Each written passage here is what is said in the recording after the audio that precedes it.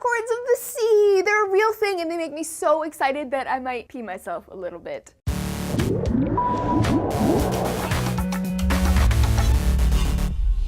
Hello friends, Lacey Green here for D News. No new studies for you today, just a loving celebration of another neato animal in the sea, the narwhal. This is a rare whale that lives in the Arctic waters with a long horn-like tusk that juts out from its head, a tusk that can grow to be 10 feet long. In addition to the unicorn of the sea, the narwhal has also been referred to as the corpse whale because its spots kind of look like liver mortis, that patchy discoloration that can happen after death, although as the narwhal ages, it gets more and more white. For centuries, the narwhal has been famous not for its color, but for that tusk, which has been the source of all kinds of folklore and legends. It may have been the original inspiration for the beloved fictional unicorn, and people believed the tusk had magical healing powers. They believed it so strongly, in fact, that in the Middle Ages, the tusk of the narwhal was worth 10 times its weight in gold. The high demand has posed a threat to the species, actually, so that's not cool. The source of the narwhal's fame, the tusk, is actually a tooth. The craziest tooth you'll ever see, my friends, and it's the only tooth that the narwhal grows. Although very rarely a second tooth will grow.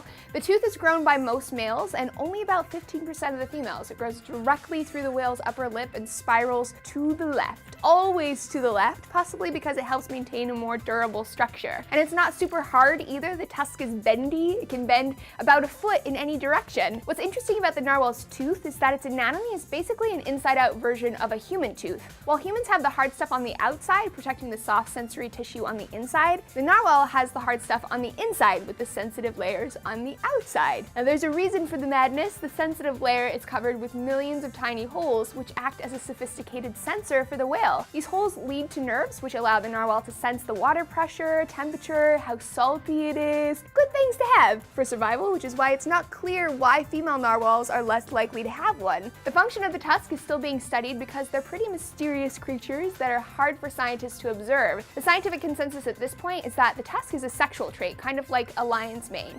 It may be there to attract a mate, to display dominance, or maybe even for communication. Narwhals do touch tusks, but it's not a violent way. That would probably hurt anyway, given how many nerve endings cover the tusk. Can you imagine banging up a sensitive organ? No, thank you. So folks, what's your favorite animal in the sea? Tell me about it, and maybe we'll throw a little love fest for them here on D News. Thanks for watching. I'll see you next time.